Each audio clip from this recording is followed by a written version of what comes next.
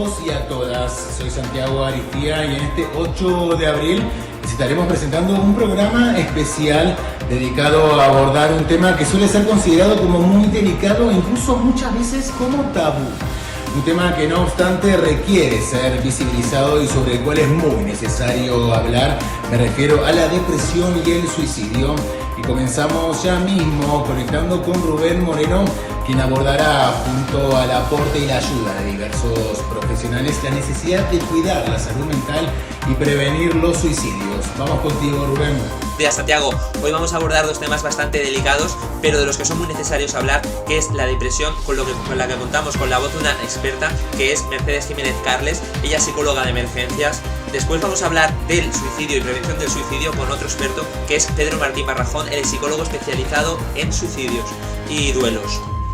Y a continuación, después de abordar el tema de la prevención del suicidio y el suicidio, vamos a hablar con otro experto de la conducta humana. Se llama Juan Manuel García, conocido como Pincholeto. Él es guardia civil, que ha sido formado por el FBI. Él ha llevado casos muy gordos aquí en España y nos va a hablar un poco sobre la conducta humana y algunos casos que él ha conocido desde su perspectiva como guardia civil. Y por último vamos a hablar con José Carlos Soto. Él es superviviente. Los supervivientes son personas que han perdido a un familiar o a un ser querido por el suicidio y nos va a contar su historia. Así que a continuación empezamos con Mercedes. ¿Qué tal todo? Muy bien, aquí contigo echando un ratito y vamos a ver si es productivo.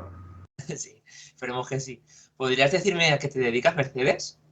Pues mira, Rubén, yo soy profesora de infantil y llevo profesora de infantil, pues no sé, 30 y tantos años de mi vida. Y después me formé en psicología y en psicoterapia, psicoterapeuta, y después me especialicé en emergencias y duelo.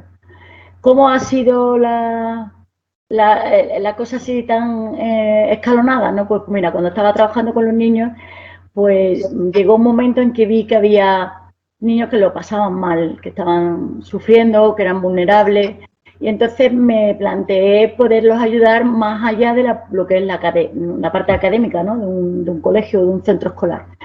Entonces me formé en psicología, y cuando ya estuve trabajando en consulta muchos años, pues me di cuenta que había gente que venía, ya tanto como niños, como mayores, como adultos, que venían bastante trastornados, bastante mal, y pensé que si se les hubiera, cuando vienen con un trastorno muy crítico, si se les hubiera tratado en el momento de crisis, probablemente a lo mejor el trastorno posterior hubiera sido menor.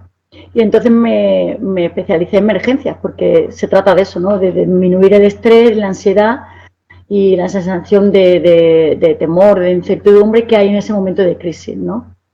Y por eso ha sido mi recorrido así, pero ha sido un recorrido que no he abandonado nada, no he abandonado ningún barco. O sea, sigo de profesora en un colegio, sigo como en consulta privada y sigo trabajando de emergencista.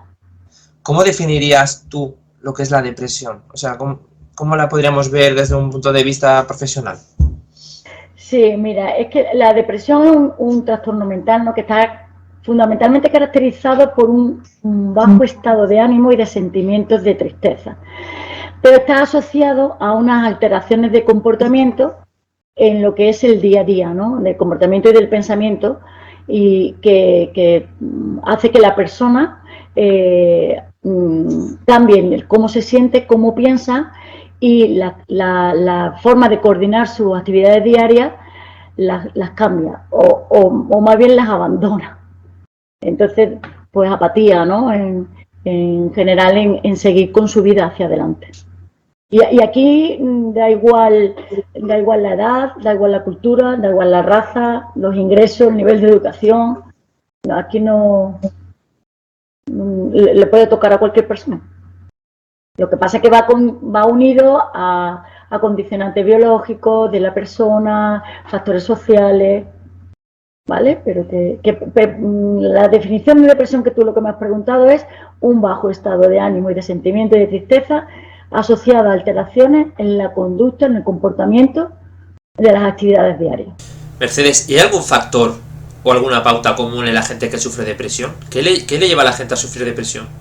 Sí, una causa, no es una cosita, una causa-efecto. Esto es como el suicidio, que son muchos factores, es multicausal. Son muchas las causas y son muchos factores los que me están condicionando, porque ya te digo que puedo tener algo biológico, pero puedo tener algo personal, o puedo tener una forma de solucionar las cosas como modelo de aprendizaje en la familia, desde la forma de la depresión. Puede ser que haya situaciones o estresores en mi vida que estén desencadenando, que hagan que me supere, pero factores hay muchos: el alcohol, el consumo de droga, una enfermedad, una situación muy estresante en tu vida que te dispara, ¿no? que te hace cambiar. Y plantearte que al afrontar todo eso, pues lo afronto de muchas formas, y una de las formas es que me invade la tristeza y que no sentirme no capaz. Mercedes, y una pregunta, esto me ha surgido a raíz de lo que me acabas de decir. O sea, que se puede ser hereditaria, puede ser del aspecto biológico también. El aspecto biológico es verdad que lo hay, no vamos a decir que no, pero los últimos estudios te dicen que ese aspecto biológico realmente no es lo más importante. Está últimamente en los últimos estudios epigenéticos, ya está no la genética, sino la epigenética, está demostrando que hay muchísimos de modelos de cómo solucionar las cosas, modelo familiar o modelo intercultural, en cómo soluciono cualquier evento que me haya sobrepasado. Y eso hace muchísimo. Y después la falta de apoyo, la falta de red social, pues eso también ayuda a que uno tenga más ganas, menos ganas, o más visión hay salida, no hay salida, y me voy hundiendo más o no. Mercedes, ¿cómo crees que es el día a día de una persona que sufre depresión? ¿Tú crees que a esa persona le gusta? Porque muchas veces alguien nos cuenta que tiene depresión y tenemos un concepto de que es un vago, de que es un flojo, de que no tiene fuerza, ¿no?, para afrontar la vida. Nosotros, una persona que sufre depresión, realmente, ¿cómo es su día a día? ¿Le gusta estar así? O sea, es una persona que quiere estar en ese... No, a nadie le gusta estar así. Es como te lo equiparo también con el suicidio. Nadie se quiere matar, nadie quiere morirse. Lo que pasa es que hay un sufrimiento tan grande y hay una superación del problema que tengas delante que no ves otra salida. Entonces, las personas que son depresivas tienen unos sentimientos muy persistentes de tristeza, de ansiedad, de vacío, de pesimismo, de desesperación, frustración. Entonces van perdiendo el interés y el placer de las actividades y de las cosas, pero no quieren estar así, pero su cuerpo, su cabeza, su mente no le permite hacer otra cosa. Tienen dificultad para recordar, para tomar decisiones, para dormir, duermen mal, la alimentación. Entonces, claro, poco a poco va entrando todo estos síntomas y van haciendo que tú cada vez pues tengas menos ganas, no menos ganas, sino sí menos ganas, pero sobre todo menos fuerza y menos salida. Pero realmente nadie quiere estar así porque lo están pasando mal. O sea, que no es que sea el flojo que estoy tirada en el sofá y no lo hago porque no me da la gana, no me da la gana, no pueden. Tienen dolores de cabeza, molestias, problemas digestivos, calambres. ¿Quién quiere vivir así? No quieren vivir así. Por eso hay que escucharlos, atenderlos, apoyarlos y ayudarlos, porque no quieren estar así. Pero no pueden salir de ahí si no es con ayuda. Vale, Mercedes, te quería preguntar también, muchas veces adversidades, fracasos y situaciones pues del día a día que podemos fallar, nos preguntan y tal, y decimos que estamos depres o que o sea, está bien que banalicemos una frustración o algo con algo tan serio como la depresión. Bueno, es que en la sociedad hemos utilizado un montón de palabras de la psicología, ¿vale? De la psicología clínica, y las estamos utilizando socialmente como si nada, ¿no? Entonces las estamos haciendo un uso coloquial, en un lenguaje coloquial donde el empleo del lenguaje, pues el contexto es muy informal, muy familiar, muy distendido. Y bueno, la persona que está deprimida, pues lo pasa mal porque es como no darle importancia a algo muy serio. Entonces, muchas veces, como tú dices, tengo un fracaso o me encuentro un poco debajo de... estoy depre. Y lo decimos todos. Ay, es que estoy depre. Y la depresión de verdad son palabras mayores, porque es que uno lo pasa mal. Pero es que ya no solo cuando estoy depre, es que estoy esquizofrénica, se me olvidan las cosas. La esquizofrenia es otra cosa. O por ejemplo, es que este es bipolar, igual está arriba que está abajo. Entonces, todas las enfermedades que hay en psicología clínica las hablamos en el mundo normal como si fuera una cosa tan sencilla. Y es verdad que todo el mundo tiene algo de bajo estado de ánimo en un momento de su vida, o es verdad que a todo el mundo se le olvidan las cosas, o es verdad que hay veces que uno tiene un cambio de humor, pero de ahí a poner la etiqueta de eres bipolar, eres esquizofrénico o eres depre por cualquier cosa, no. Son cosas muy serias que deberíamos de tomarlas en cuenta y tomarlas más en serio, no usarlas tan libremente. Pero bueno, habría que concienciar un poquito a todo el mundo en este aspecto. Todo el tiempo que llevas trabajando en emergencias y todo lo que has vivido, ¿hay algún caso particularmente a ti que te haya marcado? Pues mira, sí hay casos que son bastante duros y difíciles, que tenemos que atender, sobre todo cuando vamos en emergencia. Entonces, a mí me marcó mucho, para que veas que lo que habíamos hablado antes, para hilártelo, el modelo de resolución de las cosas. Pues una vez tuve que ir como a atender a un centro escolar donde se había encontrado a la madre de una menor de ese centro muerta a trocitos en una maleta. Entonces, claro, imagínate cómo estaba el centro, cómo estaba el profesorado, cómo estaban los compañeros de esa niña, y entonces eso fue muy duro porque ahí se generó pues un montón de emociones y un montón de vivencias y experiencias y de formas de verla bastante diferentes. Y ese caso fue durito. Después hubo otro que también me marcó bastante, que es un chico que yo tenía en consulta y no llevaba mucho tiempo, llevaba tres sesiones con él y lo estaba pasando bastante mal, estábamos trabajando con él, en ningún momento él me había dicho de dónde venían sus ideas suicidas, era ludópata, pero ya empezaba yo a descubrir que algo más había detrás. Y rascaba, pero me costaba trabajo sacar la información al principio, ya llevábamos tres sesiones, pero me impactó que se despidió de mí a través de un mensaje de WhatsApp. Y a mí eso me alertó. Tanto me alertó que llamé inmediatamente a la familia y le dije, ¿está ahí con vosotros vuestro hijo? No voy a decir nombre. Y me dijo, sí. Digo, por favor, subir inmediatamente a su cuarto. Bendito sea, salvamos la vida de ese niño. Entonces a mí eso me impactó bastante. Entonces, evidentemente, lo veo como, perdón, el móvil, lo veo como, bueno, que hay que estar muy atento a cualquier cosa, que no hay que dar por una llamada de atención cualquier mensaje, sino hay que validarlo siempre.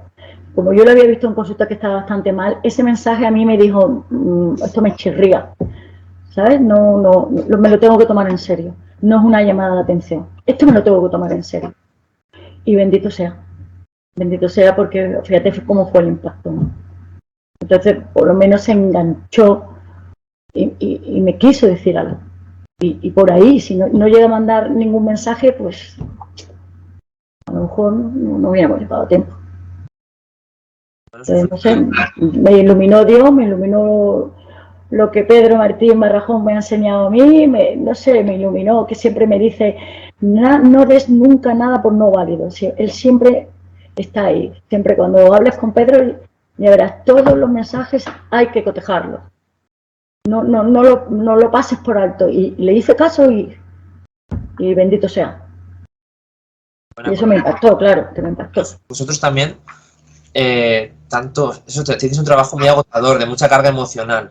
¿Cómo lo hacéis para estar bien? O sea, ¿cómo hacéis para estar fuertes?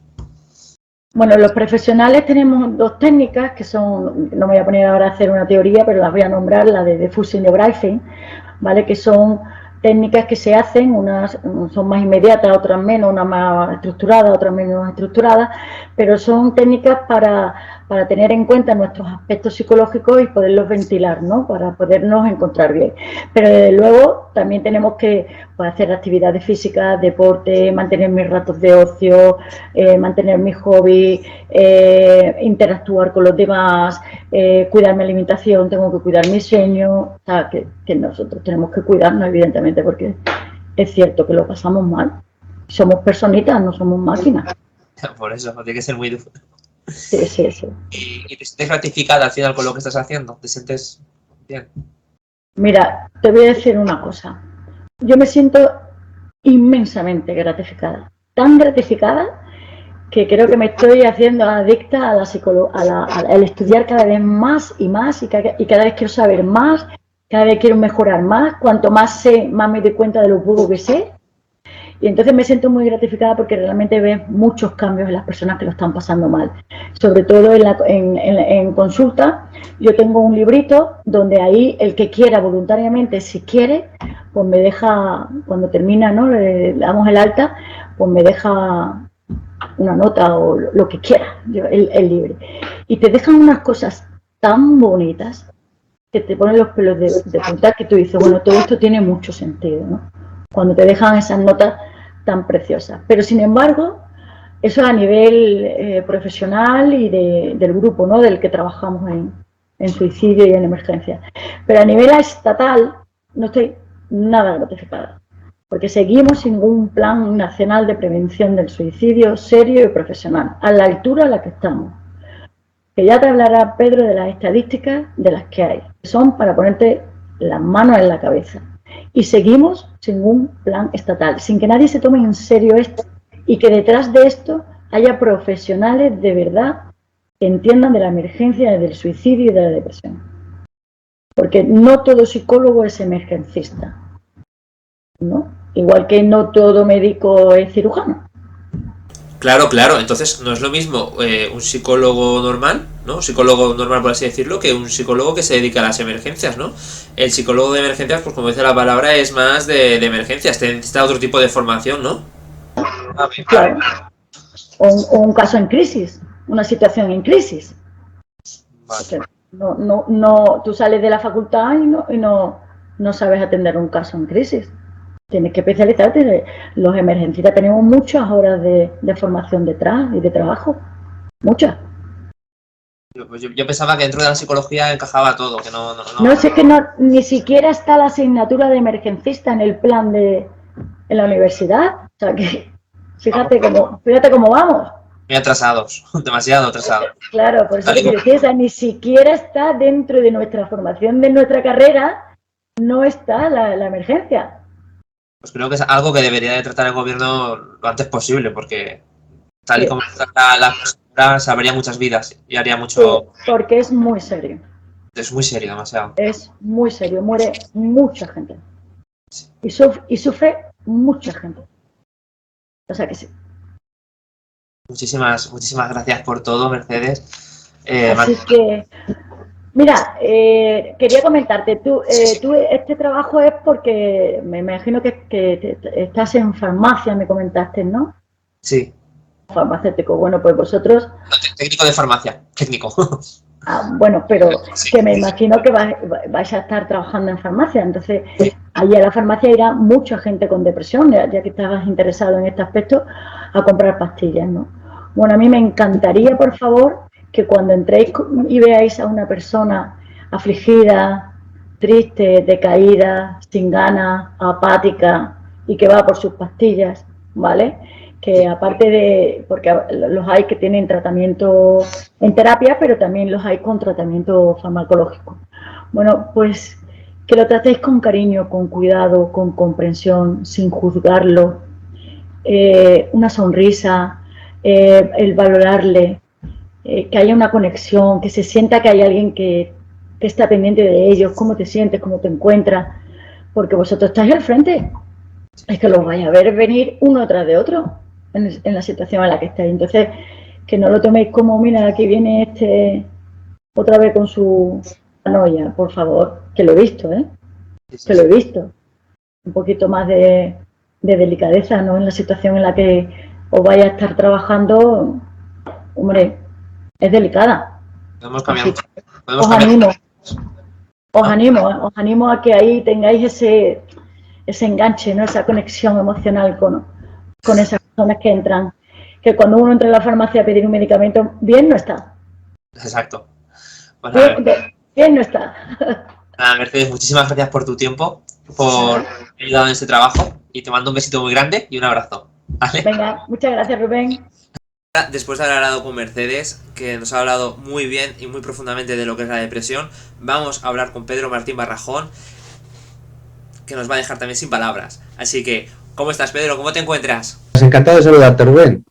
Pedro, cuéntanos un poquito quién eres y a lo que te dedicas. Yo soy psicólogo y dirijo una red nacional de psicólogos para la prevención del suicidio distribuido por todo el territorio nacional, que cuenta con 270 psicólogos repartidos por toda la geografía española para atender casos de ideación, de riesgo o de duelo por suicidio. También coordino unos grupos de ayuda mutua con Carlos Soto y Olga Ramos en Madrid para personas, familiares que han perdido a alguien por suicidio, ¿no? Coordino esta red, los grupos de ayuda mutua y además paso consulta. Formo a distintos servicios de emergencias del 112, a distintos colectivos, médicos, enfermería, psicología, tanto en el panorama nacional como en distintos expertos universitarios en Latinoamérica, ¿no? Ahora mismo colaboro con el Plan de Salud Mental del Gobierno de Aragón, el Plan de Prevención del Suicidio, con el 112 de Islas Baleares. Ahora también voy a impartir formación sobre atención telefónica en crisis suicidas a partir de un algoritmo de atención telefónica que desarrollé con una enfermera de Suma, Beatriz Alba Carmona, que se está exportando y generalizando a muchos servicios de emergencias. También colaboramos con el Gobierno vasco en la edición de una guía de intervención multidisciplinar, pues Osakidetza, Ertzaintza, bomberos, sanitarios, policías, en la intervención multidisciplinar, en conductas suicidas. Formé parte como jefe de sala de ese dispositivo de primera atención psicológica por la crisis COVID durante los 2 meses del confinamiento y dirigí la Red Nacional de Psicólogos para la intervención, para la atención a las víctimas de accidentes ferroviarios y sus familiares. Y bueno, eso es un poco la labor que desempeño actualmente, además de elaborar material de consulta, de divulgación, participar y colaborar con distintos medios de comunicación para la prevención del suicidio. Ese sería un poco el resumen de mi actividad actual. Wow, menudo currículum. Yo no sé cómo tienes tiempo para todo, Pedro. Madre mía. Te quería preguntar, Pedro, ¿ha subido mucho la tasa de suicidio en España? Ha sido exactamente un 7,4%. Las últimas cifras del Instituto Nacional de Estadística reflejan 3.941 muertes por suicidio en el año 2020. Sin embargo, son las cifras más altas desde que se computan este tipo de fallecimientos, desde 1906, son las cifras más altas que hemos alcanzado. Y bueno, pues en nuestro país fallecen 11 personas al día por suicidio. Se estima que por cada suicidio hay al menos 20 intentos.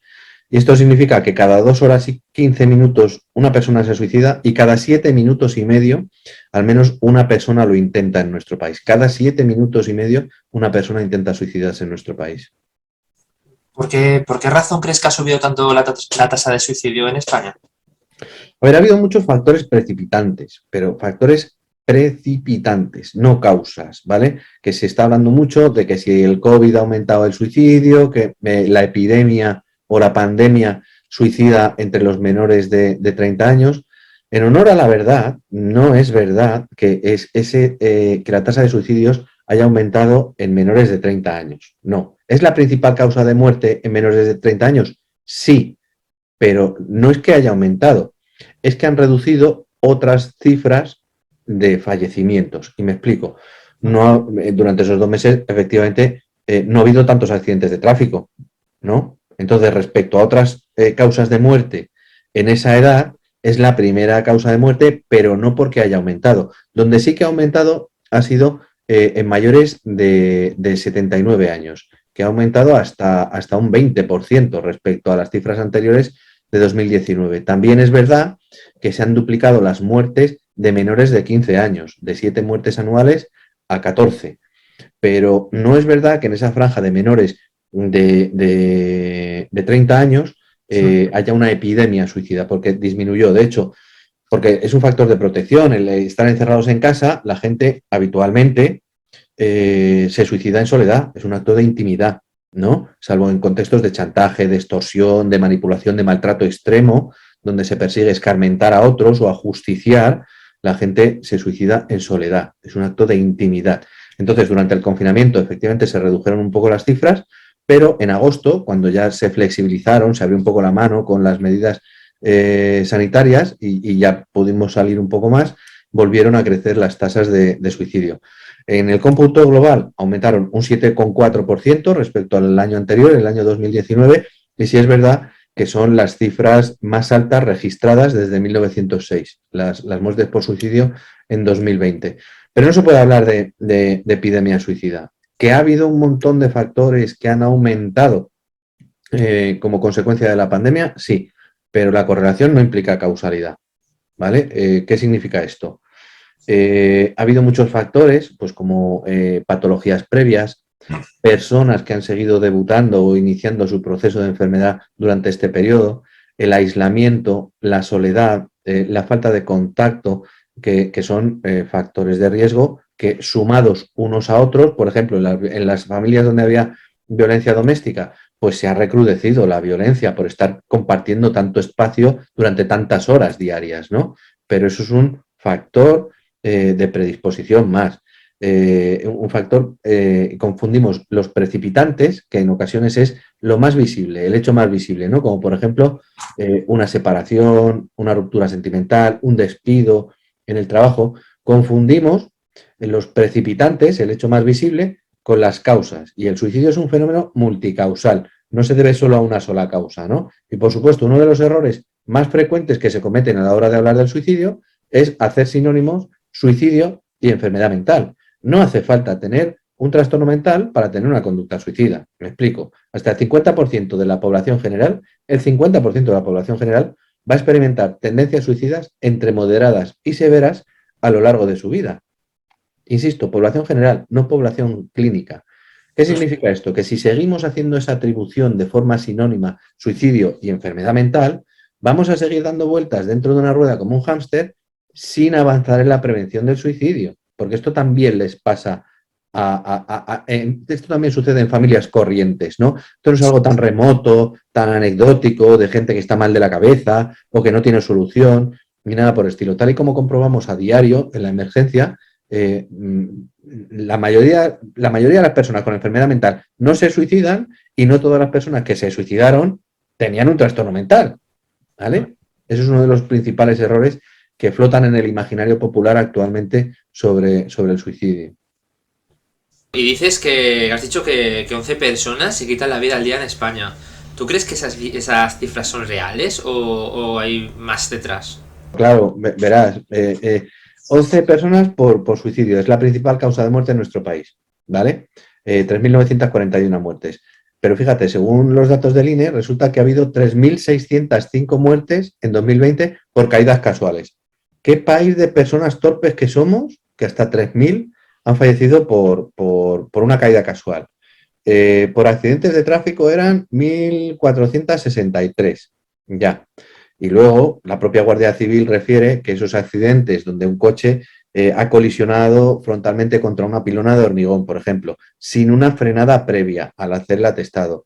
El conductor no llevaba el cinturón y además, ¿qué cosas? En ocasiones en la guantera está la carta de despedida. Esas muertes computan como accidentes de tráfico, cuando la propia Guardia Civil, insisto, refiere que un 5% de los accidentes de tráfico fueron suicidios, ¿no? Luego, detrás de esas 3.941 muertes, pues calculamos que hay cerca de unas 500, 450, 500 muertes más por suicidio que las que se computan, ¿no?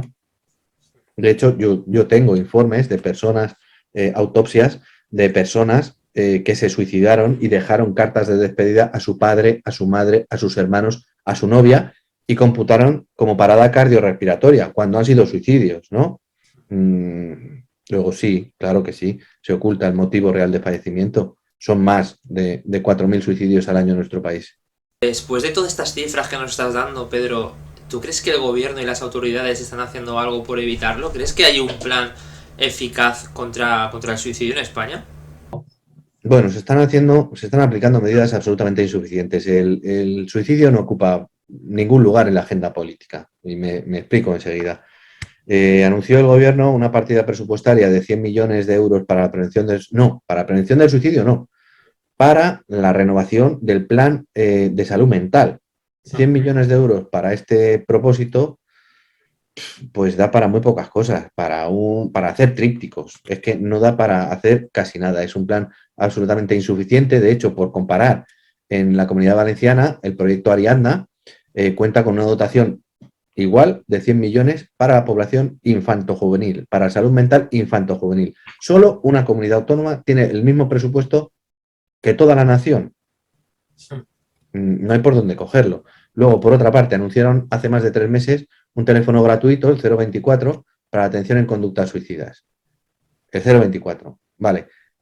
Y ha habido 3 meses de absoluta inactividad por parte de ese número, que la gente que haya llamado quemando ese último cartucho de pedir ayuda, con lo mucho que le cuesta en ese momento superar la vergüenza, la culpa y pedir ayuda porque uno tiene ideación suicida, no había ni locución telefónica que te redirigiera al teléfono de la esperanza, al teléfono contra el suicidio. Simplemente el número de teléfono al que llama no se encuentra operativo o no existe. Para esas personas que durante estos 3 meses han llamado pidiendo ayuda, esto ha tenido un efecto devastador, pero devastador. Luego, las medidas que se están aplicando a nivel por parte de la Administración central son a todas luces insuficientes, y es más unos anuncios de recursos populistas y para callar bocas sobre el principal motivo de causa externa de fallecimiento en nuestro país. 4.000 personas fallecen en España al año por suicidio. Pedro, ¿y crees que a día de hoy el suicidio todavía es un tema tabú del que no se habla, y el no hablar del suicidio es algo perjudicial para la lucha contra la prevención? Efectivamente, durante muchos años. A ver, desde San Agustín de Hipona, allá por el año 553, la Iglesia empieza a censurar la conducta suicida. Cuidado que ha llovido desde ese concilio de Toledo, desde el año 553. Y hasta 1983, en nuestro país de clara y obvia tradición cristiana, hasta 1983 se impedía la sepultura y los rituales funerarios de alguien que se hubiese suicidado. Es decir, para mí, que ya peino canas, esto fue antes de ayer. Hasta 1983, a la persona que se suicidaba no se le enterraba en un cementerio, no había un funeral, a la persona que lo había intentado no podía ser el padrino en los bautizos o en las confirmaciones, y se enterraba el cuerpo de los suicidas en otro sitio. En algunos cementerios antiguos todavía se puede ver los lugares reservados a esa persona que se había suicidado. Pero ni la Biblia ni el Antiguo Testamento se refieren ni a favor, o sea, no se pronuncian ni a favor ni en contra del suicidio. A ver, la religión es algo que protege sobre el suicidio, como todas las culturas. Por ejemplo, China no tiene este cortapisas religioso. Entonces, en China está justificado el suicidio, por ejemplo, en caso de relaciones prematrimoniales, en caso de infidelidad, ¿no? Se justifica el suicidio femenino. Tanto es así que 1/3 de la población mundial que se suicida al año, 300.000 personas de esas 900.000, se suicidaron en China. De todo el mundo, China solo atesora 1/3 de los suicidios mundiales anuales, ¿no? Entonces, la religión es verdad que protege, pero es muy difícil que en 40 años consigamos desmontar, derribar, desmitificar la postura de la Iglesia a lo largo de 1500 años, ¿no? 1500 años de tradición no se superan en apenas 40 desde que se flexibilizaron las medidas de la prohibición y la persecución de la Iglesia en torno al suicidio, ¿no? Entonces, tenemos una tradición cristiana que lógicamente ha dejado un pozo muy serio en la sociedad, y no se habla de esto, ¿no? Has comentado que el suicidio es por muchas causas, que es multicausal, pero ¿qué le puede llevar a una persona? ¿Qué estado de desesperación tiene que tener una persona para llevar a cabo un suicidio, para acabar con su vida? A ver, nosotros hablamos de factores de riesgo, y los principales factores de riesgo Yo diría 6, por ese orden. Los intentos previos. Las personas que han intentado suicidarse en alguna ocasión tienen muchísimo más riesgo de volver a intentarlo y de conseguirlo. Todo lo que se practica se perfecciona. Vaya, incluso el suicidio, ¿no? Entonces, en primer lugar, yo diría los intentos previos. En segundo lugar, el trastorno mental. Cualquier trastorno mental, dicen que menos la demencia y la discapacidad intelectual, cursan con una mayor probabilidad de que la persona finalmente termine con su vida. En tercer lugar, ser varón, porque en nuestro país, como en la mayoría de países del mundo, de cada 4 suicidios consumados, 3 son varones y 1 mujeres. De cada 4 suicidios, 3 son varones y 1 una mujer. Luego diría la desesperanza, el ser incapaz de imaginarse un futuro mejor, ¿no? Y esto puede pasar en personas mayores que ya están en el momento de cuesta abajo de su vida, en personas con alguna discapacidad, con algún diagnóstico de enfermedad física o mental grave, ¿no? Que sufran algún tipo de patología física que curse con dolor, por ejemplo, el cáncer, esclerosis múltiple, fibromialgia, todas estas enfermedades aumentan exponencialmente el riesgo de suicidio. He dicho, intentos previos, trastorno mental, ser varón, desesperanza hacia el futuro, la ausencia de un apoyo social, o sea, de tener alguien con quien desahogarte, alguien con quien compartir tu sufrimiento, este es el principal factor de protección. Y en sexto lugar, yo diría la presencia de ideas suicidas, porque explica muy poco, y me desarrollo un poco. Son muchas personas las que lo piensan, pero no todo el mundo que lo piensa lo hace, ¿vale? Entonces, el tener ideación suicida puede ser algo temporal, puede ser una ideación no estructurada, sin planificación, sin elaboración del método. Entonces, pensar en el suicidio, muchísima gente piensa en el suicidio, pero no todo el mundo que lo piensa lo hace, ¿no? Y luego vendrían otros factores, pues, importantes según distintos grupos de edad. Por ejemplo, en la adolescencia, el descubrimiento y la no aceptación propia o de tu entorno de la homosexualidad, por ejemplo, ¿no? Recuerdo hace unos meses un chico en Asturias durante este servicio del confinamiento que él, su problema estaba en una situación de riesgo inminente, a punto de precipitarse al vacío, y consultó por teléfono porque sufría el acoso de su madre. Le decía cosas y vejaciones como: maricón, siéntate en la mesa, Ana, maricón, que no sé qué. O sea, no es que el propio adolescente la descubra y no la acepte, no quiere ser distinto, por cuanto implica de extorsión, de convertirse en la diana del acoso de pares iguales durante su periplo formativo, durante su educación, ¿no? El rarito, el no sé qué, el factor de exclusión, de falta de pertenencia, el ensañamiento por parte de mentes ignorantes que a día de hoy todavía siguen demonizando la homosexualidad como si fuese algo voluntario, en primer lugar. ¿En qué momento elegimos que, si es que eso no se escoge, es que eso no sé, es absolutamente retrógrado, anacrónico y obsoleto seguir demonizando por algo tan injusto como la homosexualidad a día de hoy, que es que parece que vivimos en el Pleistoceno, ¿no? Y primero el descubrir la propia homosexualidad y no aceptarla como propia, ¿no? Y luego lo que conlleva de ensañamiento por parte de pares iguales en esa franja complicada de edad que es la adolescencia, ¿no? Pues este chico llamaba a punto de precipitarse porque era su madre precisamente la que ejercía este acoso contra este chaval y se vio en esa situación de no poder salir y de querer terminar con su vida, ¿no? Entonces, por lo que tiene de propia autoestima y por lo que tiene de riesgo de exclusión y de convertirte en diana y foco del escarnio y del insulto ajeno, es un factor importante en esa época de la adolescencia. Más factores precipitantes en la adolescencia, pues los embarazos prematuros, cualquier cosa que tiene que ver con la intervención voluntaria de la mano del hombre, bullying, acoso, ciberacoso, maltrato, violencia doméstica, abusos sexuales, todo lo que tiene que ver con que otro de forma voluntaria te quiere hacer daño es un predisponente serio, ¿no? Cuando los padres se separan y instrumentalizan al hijo como moneda de cambio de extorsión a la otra parte con la custodia compartida, con las pensiones y con todo esto, también puede ser un precipitante o un exceso de disciplina en el ámbito educativo, ¿no? Todo esto serían precipitantes en esa franja de edad de la adolescencia. En los adultos estaría más relacionado por ejemplo, en los varones, aunque esto ya es distinguir entre masculino y femenino ya es un error, ¿no? Entre los varones se habla más de factores socioeconómicos, pues la pérdida del trabajo, sobre todo durante el primer año, y la pérdida de estatus que tiene que ver no solo con lo económico, el cierre de negocios, despidos y demás, sino también con cuestiones morales. Por ejemplo, el que se acuse a alguien de pederastia, ¿no? Sea verdad o no sea verdad, y se haga público, ¿no? El que te descubran, como todos tenemos en mente, el caso Blesa, por ejemplo, ¿no? Que se suicidó a tenor de un escándalo de fraude económico o cuestiones de estas, ¿no?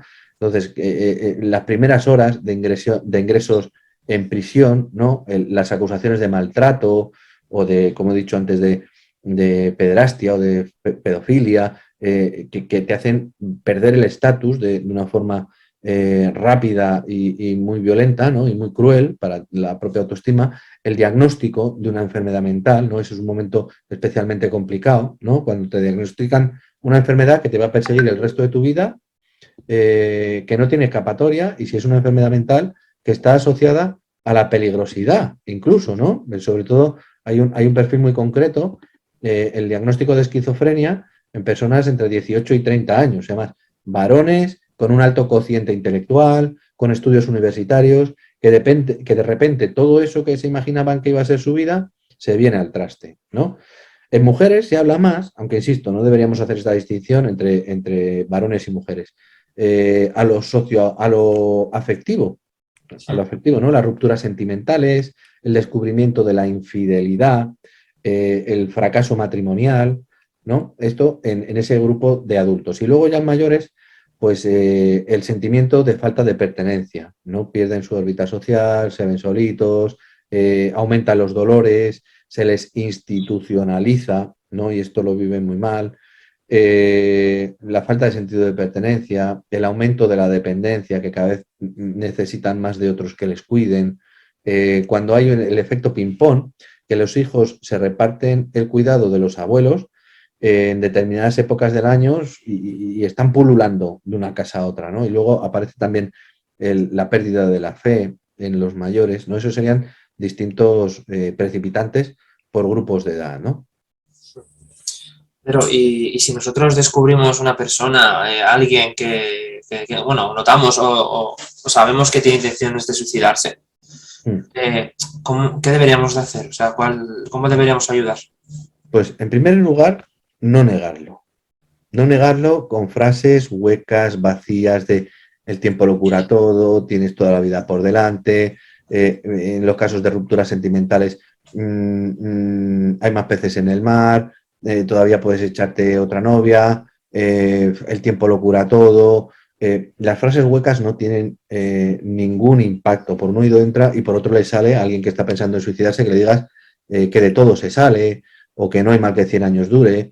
Lo que hay que hacer es mostrar un interés genuino y sincero. Y si no sabemos qué decirle, manifestarlo abiertamente. Mira, no sé cómo ayudarte, me asusta, pero me voy a quedar a tu lado para intentar superar este bache entre los dos, ¿no? Lo que necesita una persona en esta situación es la compañía de otro, que le acompañe, pero no desde el rol de experto, de yo sé como profesional o como tal, o porque he pasado no sé cuántos. Es otra idea equivocada, el intentar ponerle ejemplos o compararle con otras personas que lo han pasado peor, pero aún así han salido adelante. O desde nuestra propia experiencia.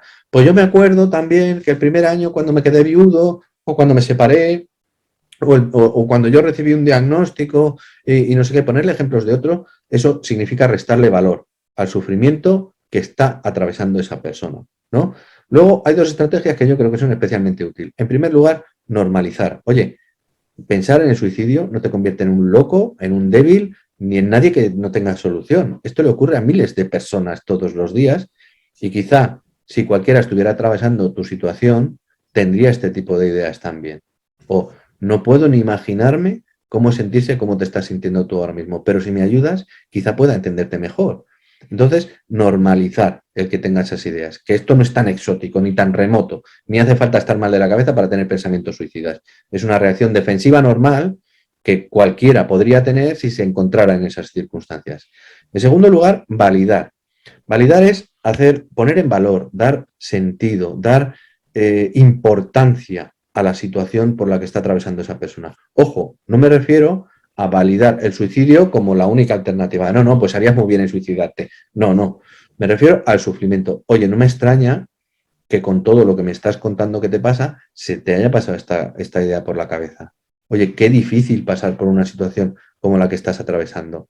Normalizar y validar para reducir esa idea de que está mal de la cabeza, de que no tiene solución y de que es una persona extraña que no va a evolucionar o que lo suyo no tiene remedio, porque eso no es verdad, ¿vale? De hecho, una de las cosas que repetimos en el mundo de la prevención del suicidio es que el suicidio es una solución eterna para lo que a menudo no es más que un problema temporal o que puede ser un problema temporal, ¿no? Y he visto muchos casos que han superado esa situación complicada y han seguido adelante con sus vidas. Luego, normalizar, validar, escuchar, no llevar de forma prematura a la persona ni a lo positivo ni al coste del suicidio. Pues piensa en tu familia, pues piensa en los demás, o si tienes toda la vida por delante, si eres muy joven, porque esto tiene un alcance limitado.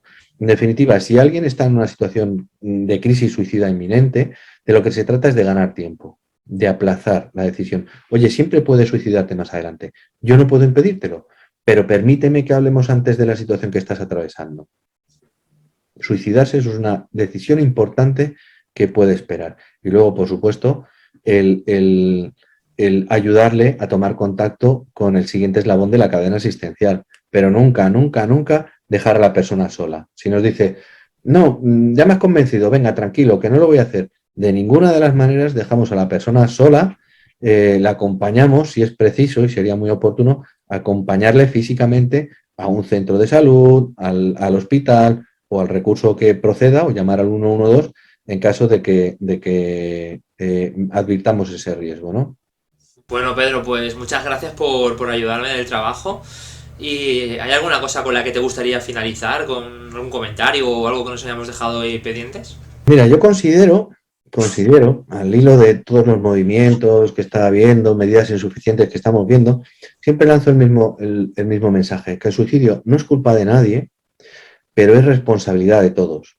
Que no esperemos que la Administración Central ponga recursos, medios, dotaciones económicas que estamos viendo que son a todas luces insuficientes, que todos somos agentes de cambio, todos podemos tender una mano amiga a nuestros compañeros de la formación, a los compañeros de trabajo, a nuestros amigos y preguntarle a alguien, oye, ¿tú has pensado en quitarte la vida? A alguien que veamos triste, lejos de inducir al suicidio, puede ser la única y la última ocasión que tenga esa persona de pedir ayuda. Luego, en primer lugar, desestimar de todas las maneras posibles esa idea de que preguntar induce al suicidio, que la gente no tenga miedo en preguntar, que todos podemos tender una mano amiga a alguien en una situación especialmente crítica, que todos somos agentes de cambio y que, insisto, que todos podemos hacer algo. Y lejos de estar reivindicando continuamente y protestando, que sí, que será necesario, pero el compromiso se manifiesta a través de la acción y todos podemos tender una mano amiga a alguien que lo esté pasando mal y ayudarle a superar esa situación. Luego, preguntar no induce la conducta suicida. Esto no es algo tan exótico, tan remoto que les pase a los demás, también pasa en familias corrientes. No hace falta tener un trastorno mental para tener un comportamiento suicida y que todos somos agentes de cambio. Entonces, si hay personas que no saben qué publicar, qué hacer, cómo contribuir a ayudar a los demás, te voy a pasar un par de enlaces de cómo ayudar a alguien en riesgo suicida para que sepan qué hacer. E invito a todo el mundo a que lo comparta en sus redes sociales, en sus perfiles, en sus contactos, porque no sabemos a quién puede resultarle de ayuda, ¿no? Entonces, te facilitaré ese enlace de cómo ayudar a una persona que está pensando en suicidarse y ojalá que se vuelva viral y que la gente lo comparta y lo distribuya porque no sabemos a quién puede resultarle de ayuda, ¿no?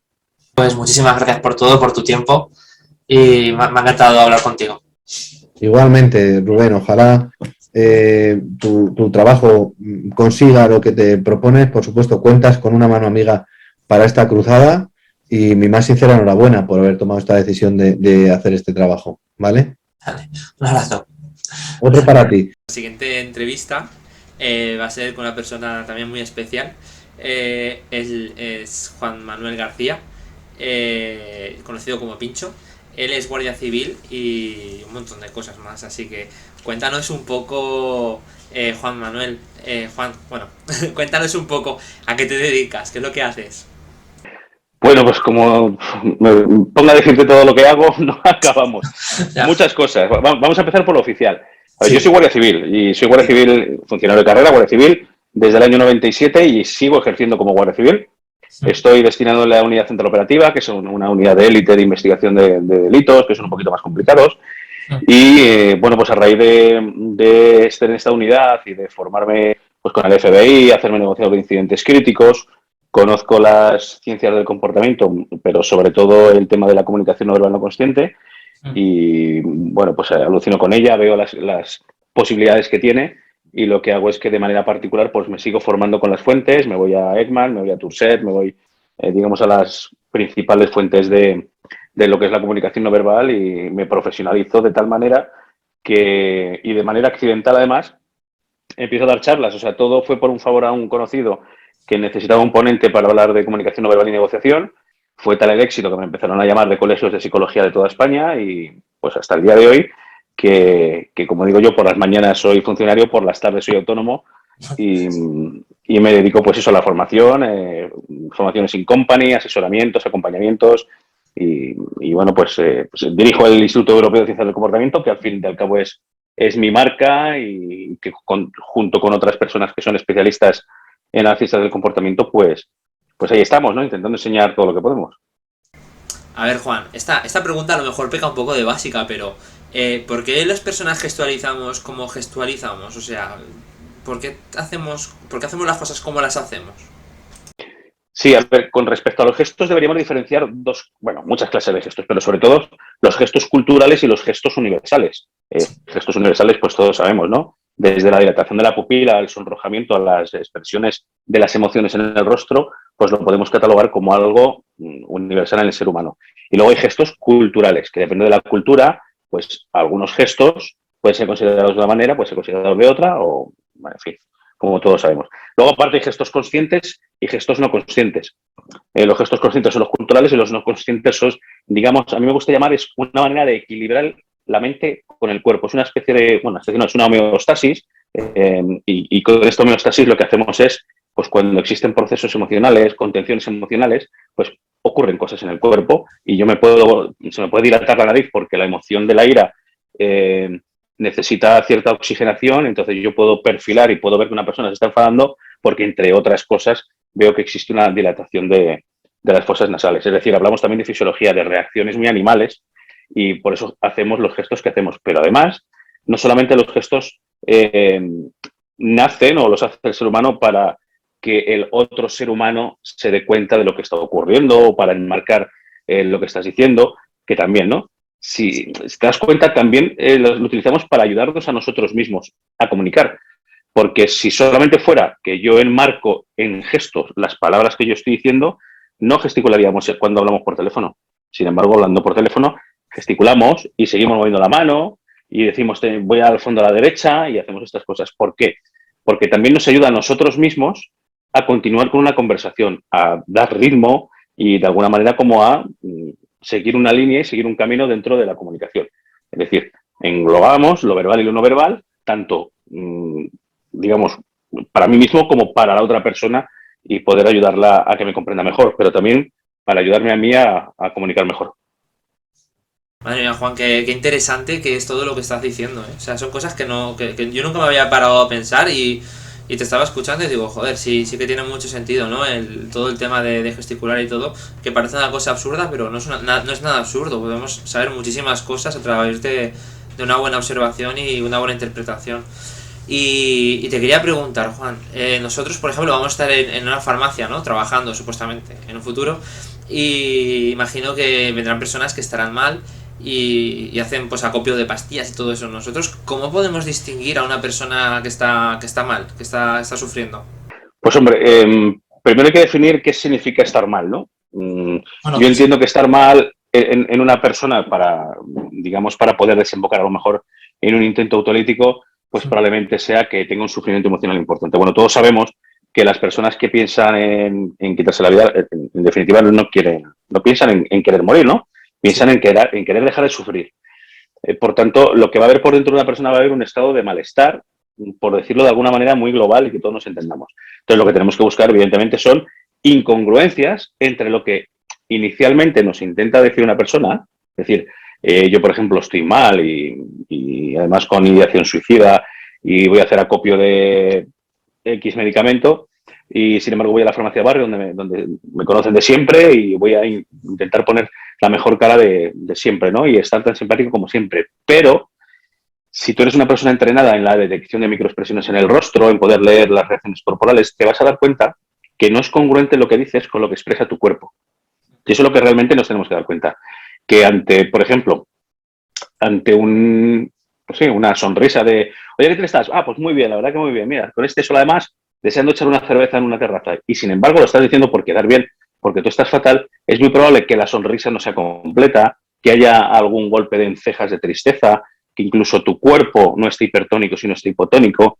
La parte izquierda del rostro es clave en la detección de las expresiones emocionales. Hay un montón de evidencia científica que nos dice que ante una asimetría emocional dentro del rostro nos tenemos que fijar en la parte izquierda. Si en la parte izquierda del rostro de la persona que está en mostrador vemos que podemos identificar tristeza, pues porque está más elevada la ceja por la parte interior, o la comisura de los labios tienden a tirar hacia abajo, o cualquier cosa que nos llame la atención, esas red flags que nos pueden llamar la atención, son muy buenas para poder identificarlo. Y no hace falta ser un experto. Yo siempre digo que tenemos que estar pendientes de los cambios y de las incongruencias y del principio de acción-reacción. Si yo a ti te pregunto, oye, ¿para qué quieres tantos lorazepanes? Y tú me puedes decir, pues mira, lo quiero porque como tengo una segunda vivienda, pues tengo aquí, no vaya a ser que me dé una crisis de ansiedad. Y oye, es totalmente congruente y normal. Ahora bien, si en ese momento en el que yo te lo pregunto, tú lo que haces es que cambias tu corporalidad, te pones más tenso o haces algo, bueno, pues no, pues por tener un poquito en todos los lados. Es decir, ha habido un cambio de tu baseline. A mí eso me tiene que llamar la atención. Yo no digo que todo vaya a ser negativo, que todos me estén ocultando algo, pero ha ocurrido algo que ha cambiado tu manera de comunicar. Y si ha cambiado tu manera de comunicar, será por algo. Sí, seguro que algo hay detrás. Y Juan, tú como guardia civil y experto que eres en situaciones críticas, sé que eres negociador porque he visto en otros vídeos que tienes, que eres negociador y tal. ¿Cómo te enfrentas a una persona que ya ha tomado, o sea, que ya está en la acción, o sea, ya no es en la acción de suicidio, o sea, ya como profesional, como guardia civil, ¿cómo actúas? Lo primero que tenemos que hacer es quitarnos todos los estereotipos de la cabeza, típicos que escuchamos en todos los sitios, porque si nos encontramos una persona que le ha dejado su pareja, jamás podemos decir hay más peces en el río, jamás podemos decir frases vacías, nunca. Lo primero que tenemos que hacer es estar allí, acompañarnos, acompañar a esta persona, ver que estamos ahí, intentar preguntar si necesita algo, ser sinceros, nunca, jamás hay que mentir en una negociación. Tenemos que preguntar si necesita cualquier cosa, si necesita hablar, qué es lo que le ha llevado a estar en esa situación, una serie de preguntas que realmente haga que se dé cuenta esta persona que nosotros estamos ahí para ayudar. Pero quizá lo más importante es si nosotros podemos lograr que esta persona hable con nosotros, lo más importante no es qué es lo que le vamos a decir nosotros, sino es cómo le vamos a escuchar nosotros. Porque si conseguimos enganchar, si conseguimos que esta persona hable de cómo se encuentra, de la situación en la que está, y podemos generar una escucha activa buena y de calidad, tenemos muchísimo ganado. Muchísimo ganado. ¿Por qué? Porque se va a ver escuchada. Ya es un punto. Va a ver que hay alguien que está interesado en esta persona. Y además, podemos nosotros en un momento concreto en decirle, mira, quitarte la vida es una decisión que puedes hacer en cualquier momento.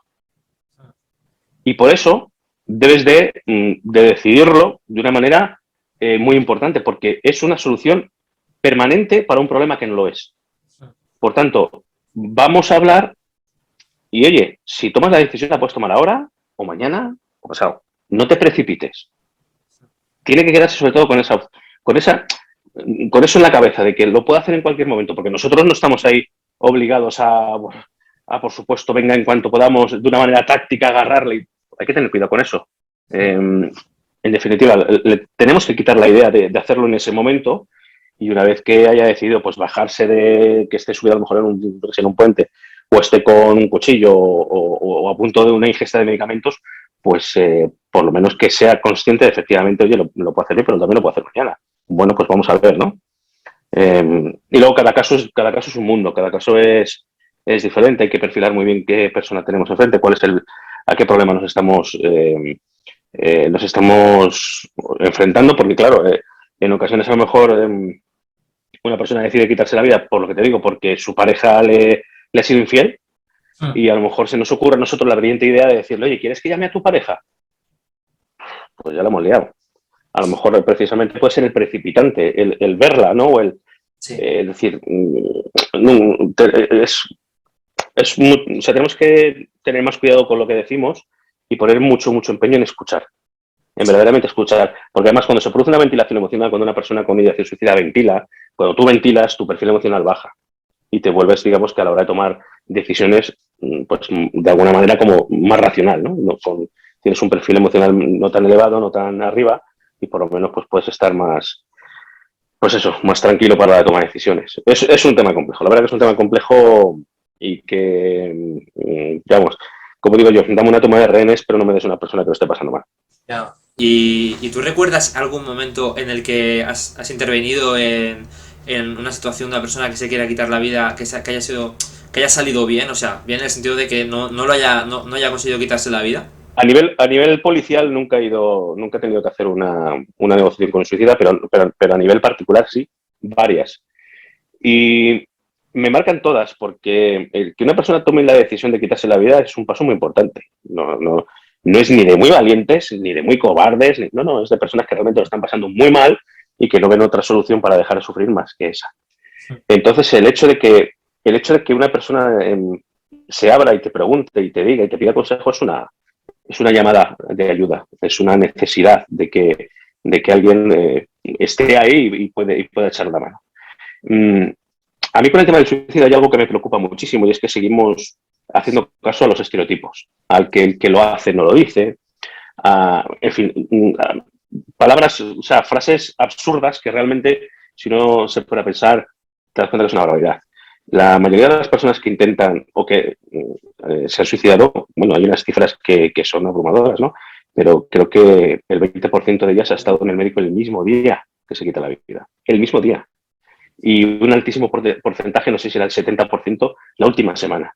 Y no van al médico porque se encuentren mal, les duele el codo. Realmente van de una manera, de verdad, solicitando ayuda, aunque lo hagan de manera inconsciente, aunque ni ellas mismas sean conscientes de que lo están pidiendo, pero están agarrándose al clavo ardiendo que les queda. Y ya digo que tenemos que estar atentos a todas estas señales, a señales de incluso mejoría emocional. Cuando una persona se encuentra en un cuadro depresivo durante mucho tiempo y de repente mejora, pues todos diríamos, oye, pues qué bien, ¿no? Qué bien, que parece que está remontando. Pues a lo mejor no es tan bien. Y me explico, cuando una persona ha tomado la decisión firme de que se va a quitar la vida, tiene el método, tiene cuándo lo va a hacer, tiene cómo lo va a hacer, tiene todo, de alguna manera descansas, o sea, es un alivio, porque sabes que vas a dejar de sufrir y por tanto existe una mejoría en el estado emocional de esta persona. Y muy lejos de alegrarnos, que también, y la mayoría de los casos son de alegría, porque es de recuperación, pero hay algunos que es porque han tomado la decisión de quitarse la vida. Por tanto, tenemos que estar más pendientes que nunca de que una persona pues, pueda hacerlo. Tenemos que estar pendientes de otro tipo de señales, como regalar objetos valiosos, como ir a visitar familiares a los cuales no has visto hace muchísimo tiempo. En fin, pues este tipo de señales que nos pueden alertar de que la decisión está tomada. Y si aún así, por ejemplo, sigues teniendo pensamientos después de todo lo que hemos hablado, sigues teniendo pensamientos de suicidio o simplemente una persona de repente, una persona que no ha tenido pensamientos, tiene pensamientos suicidas, o sea, que pensaría que estaría mejor muerto que seguir viviendo, o sea, tener solamente ese tipo de pensamientos así pasajeros, es algo normal. Por lo menos el 50% de la población, digamos que no clínica, es decir, sí, no considerada con una patología ni con una enfermedad ni nada, o sea, el 50% de la población no clínica alguna vez en su vida tiene ideación suicida. O sea, que es que tampoco es algo tan raro. Simplemente es, pues claro, sí, es así. Es así. Sí. Y bueno, y está ahí la estadística y es así de clara. Entonces, bueno, claro, lo que bueno, en definitiva tenemos que ir viendo es la posibilidad que tenemos de estar ir a terapia con un psicólogo, pues un poquito para ahondar un poquito más de cuál es la problemática, y con tiempo ir viendo lo que va ocurriendo. Y intentar solventarlo de alguna manera, claro, evidentemente. Y estamos hablando del suicidio en plan cuando una persona está sufriendo un momento determinado, que es algo pasajero y supuestamente y tal, y decide suicidarse. Pero una persona que está viviendo un momento difícil durante mucho tiempo, algo de forma continuada, repetitiva y todo eso, y le viene siempre una de pam, una detrás de otra, al final, ¿qué pasa? Porque esa persona se le podemos alargar un tiempo, pero si está sufriendo y sigue estando al límite, hay posibilidades de que esa persona se quite la vida. Claro, es que por eso te digo que muchas veces las frases de hay más peces en el río, de tal, aunque es una barbaridad lo que voy a decir, hay personas que verdaderamente tienen una vida que es una mierda. Sí. O que tienen una enfermedad terminal. Entonces es muy complicado decirle a una persona que realmente no tiene ninguna necesidad de vivir, que no se quite la vida. Claro. Evidentemente, yo siempre abogo por decir, siempre todo es mejorable, siempre hay una pequeña brizna de aire o una pequeña luz al fondo y siempre tienes tiempo de hacerlo. Como digo, lo puedes hacer ahora, pero también lo puedes hacer mañana. Entonces, intentar, y mira, y en muchas ocasiones, porque siempre decimos, ¿por qué te quieres suicidar, no? ¿Por qué no damos la vuelta a esa frase? Y esa frase a lo mejor arroja mucha luz a la persona que realmente tiene ideación suicida, y es, ¿qué es lo que ha hecho que hasta el día de hoy tú no te hayas quitado la vida? ¿Qué es lo que te ha aferrado a la vida? Porque seguramente que haya algo. El otro día estaba viendo una entrevista tuya en el que hablabas, mencionaste una frase de Irving Berlin que decía que la vida es un 10% de las cosas que nos pasan, de lo que nos ocurre, y luego el otro 90% es cómo nos enfrentamos a ello, ¿no? Cómo reaccionamos a esas cosas, ¿no?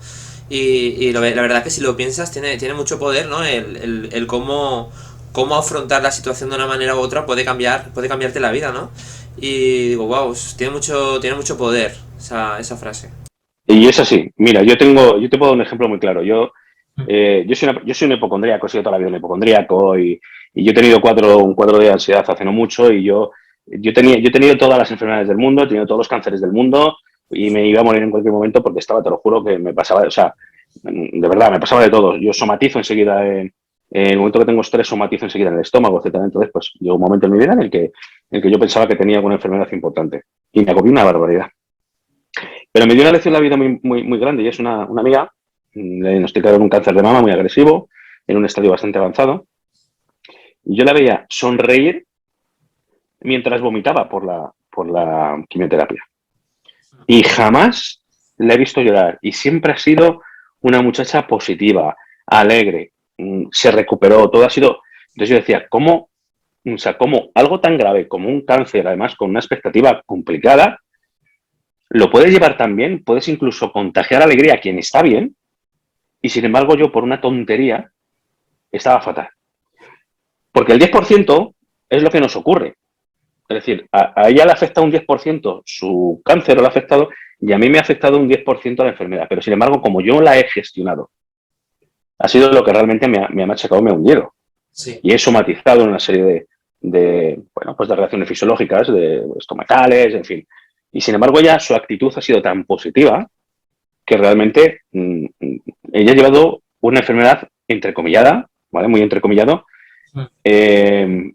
No te voy a decir feliz, porque un cáncer no es feliz, pero con positivismo y sin que su familia sufriera por verte mal, etcétera, ¿no? Entonces, realmente, bueno, esa frase no es mía, esa frase ojalá fuera mía, pero no lo es, pero creo que creo que es muy acertada. Es muy acertada porque la actitud es clave en absolutamente todo, Y mira, si me permites además, si buscas por internet el caso de Ricky Elías, es un chaval, es un chico que iba en el avión que se estrelló en el río Hudson, y hace un montón de años ya, y es un chaval pues que claro, cuando iba en pleno vuelo le dijeron que se pusieran en posición de seguridad porque se iban a estrellar, se iban a morir. O sea, se iban a morir. Entonces, él, en ese momento, él luego explica, evidentemente, él fue uno de los supervivientes, hubo muchos supervivientes, él explica que en un corto espacio de tiempo mental empezaron a pasarle muchas cosas por la cabeza y empezó a a pensar que por qué se había preocupado de cosas por las que no debía haberse preocupado, por qué se enfadó con cosas que realmente no tenían importancia, por qué le daba valor a lo que no tenía valor y sin embargo a lo que de verdad había que darle valor no le había dado. Y se dio cuenta que había discutido mucho por el ego, ¿no? Por tonterías. Y mientras estaban cayendo, se dio cuenta que hacíamos el tonto en ese sentido, en que realmente no dábamos importancia a lo que realmente era importante. Y una vez que ella pues sobrevive, etcétera, toma una decisión. Y toma la decisión de que él prefiere ser feliz a tener razón. Sí. Y me parece una frase bárbara. Prefiero ser feliz a tener razón. Y eso es algo que nos va a hacer que todo lo que nos acontezca en nuestra vida, sobre todo cosas que no podemos evitar, opiniones de otras personas, desencuentros, conflictos, los cojamos de otra manera y nos afecten menos. Como digo yo, mientras no me afecte en exceso, prefiero ser feliz a tener razón. Y creo que, además, me lo tengo que decir yo de vez en cuando porque muchas veces se me olvida, pero creo que es una gran frase. Juan, muchísimas gracias por la entrevista, por tu tiempo. Me ha encantado conocerte. Un abrazo muy grande. Chao. Igual, chao, chao. Y después de haber hablado con Mercedes sobre la depresión, con Pedro sobre suicidio y prevención de suicidio, con Juan Manuel sobre conducta humana y su punto de vista como guardia civil, vamos a dar paso a la última entrevista. Es con Carlos Soto, una persona muy especial que es superviviente de una pérdida de un familiar. Y nada, ahora nos contará mejor su historia. Así que adelante, Carlos. ¿Cómo estás? ¿Cómo te encuentras? Hola, buenas tardes. Bien, bueno, deseando contestar a tus preguntas. Pues muchas gracias, Carlos, por darnos un poquito de tu tiempo y ayudarnos en el trabajo de aquí que es tan importante. Te quería preguntar primero, Carlos, ¿tú a qué te dedicas? Bueno, pues yo después justo del suicidio de nuestra hija, yo necesité dedicarme a la prevención, hacer todo lo posible para que no le pasara a nadie más, ¿no? Durante mucho tiempo porque no podía hacer otra cosa, no era capaz de ninguna otra cosa que me pusiera enfrente gente o hacer mi trabajo. Y en ese momento antes yo era editor, no podía, lo único que podía era dedicarme a hacer prevención. Y un poco eso es lo que hago, ¿no? Colaboro con Princesa 61, que es un grupo de psicólogos expertos de los que yo estoy contentísimo porque saben mucho del tema y están muy implicados y tienen mucha vocación de servicio a los demás. Y dirigimos un grupo de ayuda para supervivientes, damos charlas, todo lo que nos pidan que tenga que ver con la prevención. Entonces, Carlos, tú te decidiste volcarte en esto, ¿no? En hacer activismo y todo esto, una vez que pasó lo que pasó, pues dentro de tu familia, ¿no? Fue tan absolutamente sorprendente porque nosotros somos uno más de los casos de las personas a las que no podía pasarles, ¿no? La relación de los tres era fabulosa, la adolescencia de mi hija era muy buena en el sentido de que hablábamos absolutamente de todo, había muy buena comunicación, tanta que, como otros muchísimos casos que conocemos, pues nos ocultó lo mal que estaba para no preocuparnos, ¿no? Y esto nos ha hecho pues hablar, ¿no? Y que hay que contarlo y que la gente tiene que saber que todos tenemos problemas, pero que a veces se hacen muy grandes precisamente por no poder hablarlos con alguien. Y Carlos, ¿tú pensaste alguna vez como padre que podría acabar la cosa como acabó con tu hija? Nunca. Nuestra hija, yo lo he contado muchas veces, hay muchos testimonios por ahí grabados, pero nuestra hija llegó un día diciendo que tenía un bajón, que no podía estudiar. Ella era muy buena estudiante y además le gustaba mucho estudiar. Y nosotros, afortunadamente, en ese momento le ofrecimos la posibilidad de un psicólogo. Ella dijo que sí. Lo buscamos al día siguiente, un psicólogo experto, teóricamente experto en adolescentes. Pero claro, después hemos sabido que él no tenía porque en la carrera no se estudia nada sobre el suicidio y él no pudo ver ninguna señal de las que nosotros no sabíamos, con lo cual estaba en las mismas condiciones que nosotros, ¿no? No sabía lo que tenía que ver y a nosotros nunca. Es más, yo recuerdo que el último jueves que nuestra hija fue a terapia, ese día yo no pude acompañarla Y a la vuelta, como siempre, pues yo le pregunté qué tal ha ido, y no sé por qué, porque no había ninguna pista, pero a mí me salió el preguntar, ¿no habrás pensado alguna vez en quitarte la vida? Me dijo, no, qué cosas tienes, que se te ocurre cada cosa, desde luego, no sé qué. Y estuve pues intentando decirle que estábamos ahí, ¿no? Y que que lo que nos importaba era que fuera feliz y que no había ningún problema que no pudiéramos superar los tres. Y bueno, el sábado siguiente fue cuando ya tomó la decisión, o sea que... Carlos, ¿y cómo era tu hija? ¿Qué carácter tenía Ariadna? Bueno, yo soy su padre y era mi vida, entonces casi lo que diga pues parece muy parcial, ¿no? Pero es verdad que era una chica muy sensible. Es que después nosotros hemos descubierto muchas cosas, ¿no? Hemos descubierto pues toda la gente que es PAS, que es personas de alta sensibilidad, hemos descubierto las altas capacidades y nos hemos dado cuenta, y los psicólogos con los que hemos tratado pues nos han dicho, bueno, pues tiene todo el perfil de una persona de alta capacidad, con alta sensibilidad, y esto provoca mucho sufrimiento, ¿no? Esto hace que sientas las cosas mucho más, las buenas y las malas, que yo qué sé, pues el que tengas un mal gesto de alguien, de un compañero, te puede hacer mucho más daño que le puede hacer a otra persona. Y bueno, montones de detalles que yo recomiendo que la gente lea algo sobre altas capacidades, sobre alta sensibilidad, para entenderlo. Entonces, nosotros lo hemos visto por cómo era ella, ¿no? Por cómo le hacía sentir las cosas que pasaban, ¿no? A nivel, pues no sé qué decirte, de ver el telediario y cómo le afectaban las cosas que pasaban, ¿no? Le afectaban más de lo que podía afectarnos a nosotros o a una persona normal, entre comillas, ¿no? Y supongo que todo esto contribuyó a que si en algún momento, pues cualquiera de las múltiples causas que pueden haber pasado, un sentimiento de soledad, o en su caso nosotros hemos sabido después que el origen pudo estar en el acoso que tuvo de una profesora en primaria que la machacó, y que seguramente esto le creó una falta de autoestima. Y la autoestima es una cuestión importantísima, ¿no? Porque la puedes arrastrar toda tu vida y te puede hacer muchísimo daño, ¿no?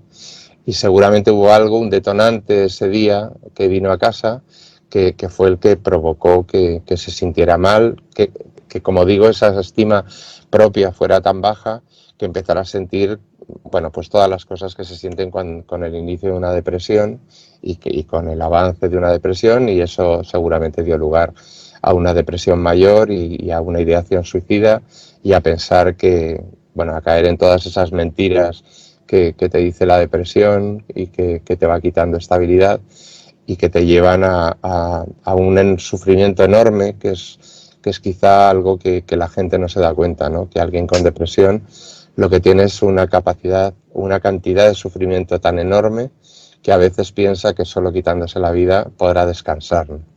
Y creo que esto es muy importante saberlo, ¿no? Porque no nos damos cuenta del daño que hacemos a veces infravalorando ese sentimiento, incluso el sentimiento de tristeza de otra persona, ¿no?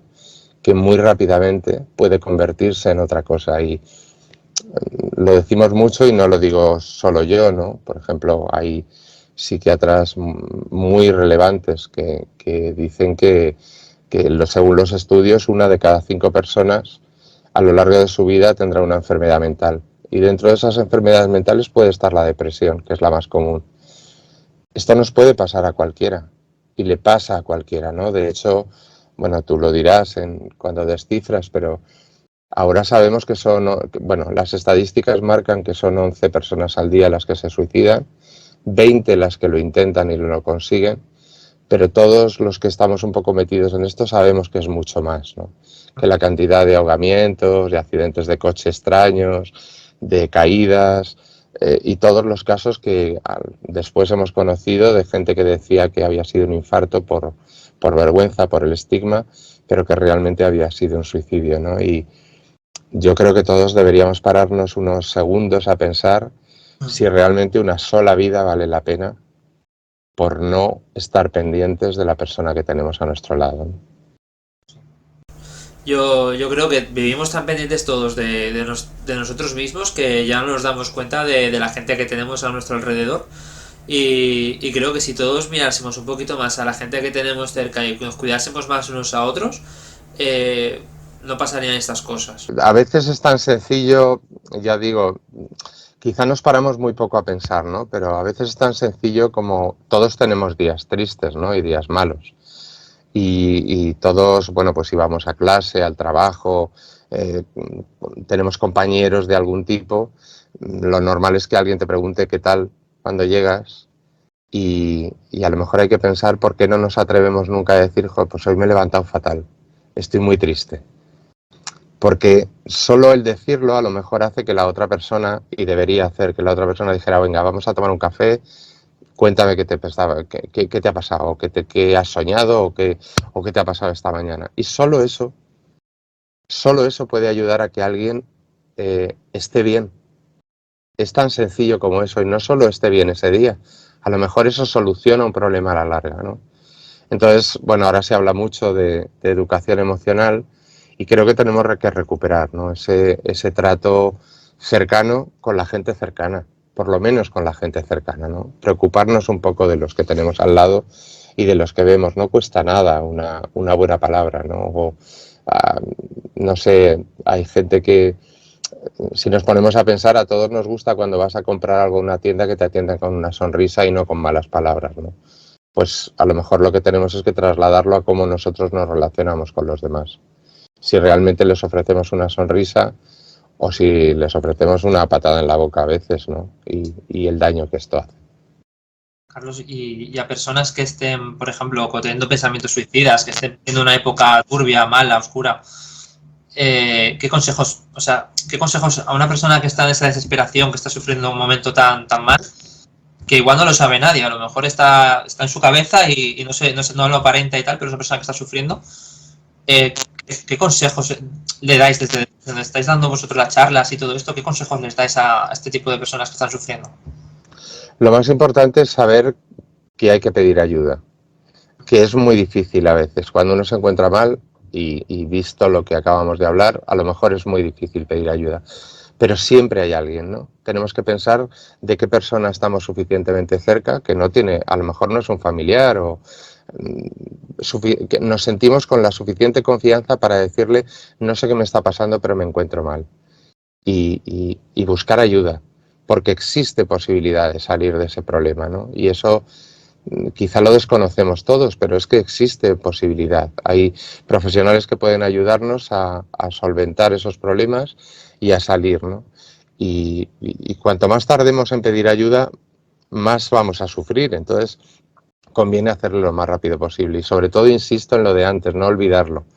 Es que todos tenemos momentos malos y puede parecer una exageración o alarmismo, pero de verdad que es que por un momento malo hay gente que rápidamente pasa a una situación mucho más complicada.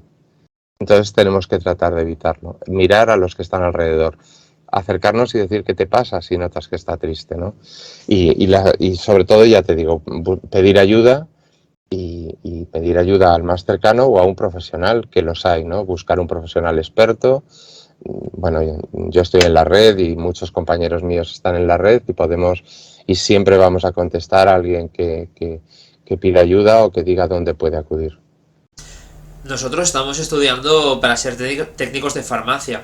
Entonces, nosotros, como has dicho antes, 11 personas se quitan la vida al día, ¿no? Nosotros también vamos a trabajar cara al público y vamos a vender medicamentos, que mucha gente se suicida pues comprando muchos medicamentos, ¿no? Y usándolos mal.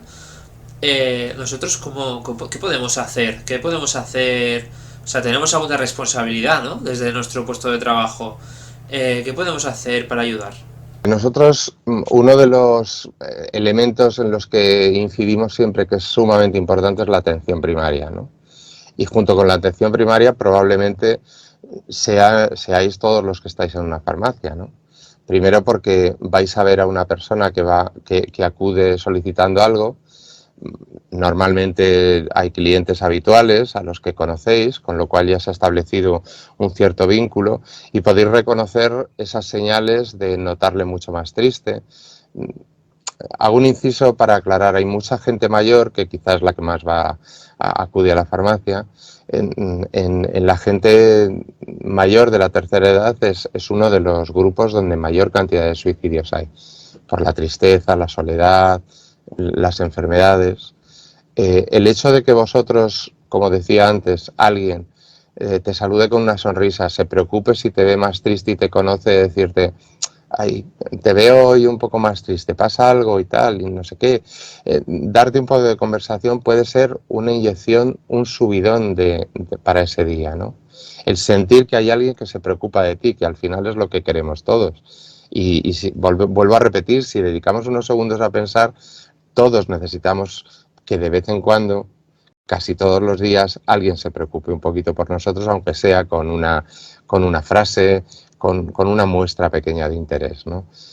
Esa es un poco la responsabilidad. Si notáis algo, si se nota algo que se salga de la norma, ya digo, sobre todo quizá en clientes habituales o incluso en una persona que vaya, pero algo os llama la atención, una palabra de aliento, una pregunta, no hace daño, no pasa nada, ¿no? Es decir, ¿está usted bien?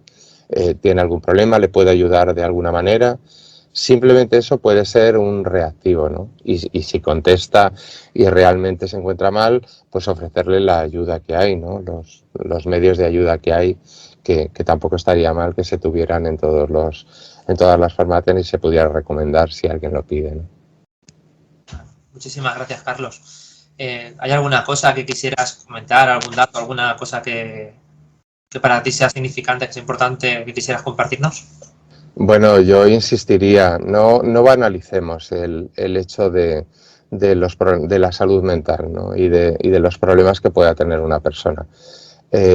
Una de las cosas más importantes que hemos conocido después del suicidio de Ariadna es conocer de verdad la salud mental, ¿no? Y conocer a enfermos de todo tipo, ¿no? Y yo en algunas de las charlas o cuando estamos en contacto con gente que ya conozco con problemas mentales, les digo, fíjate, yo antes me pensaba que erais un loco que salía con un cuchillo a la calle matando gente. Y ahora descubro que sois personas con un corazón inmenso y personas tan normales como yo, solo que necesitáis más apoyo de la gente que estamos enfrente. No lo banalicemos. Ellos necesitan mucho más de esa sonrisa y de esa palabra de aliento que otra persona, porque ellos ya se sienten marcados por su enfermedad y sienten que toda la gente les mira raro. Y en realidad deberíamos pensar si en cada uno en nuestro entorno no tenemos a alguien con una enfermedad mental, sea una depresión, sea cualquiera de las que hay, y si realmente nos gustaría que el día que nos pueda pasar tener a alguien cerca, que puede ser un hijo, porque a cualquiera le puede pasar, nos gustaría que la gente le mirara raro y no le tratara con cercanía y con una pequeña dosis de cariño. Nada, Carlos, muchísimas gracias por todo, por tu tiempo y nada, que vaya todo muy bien. ¿Vale? Un abrazo muy grande. Igualmente.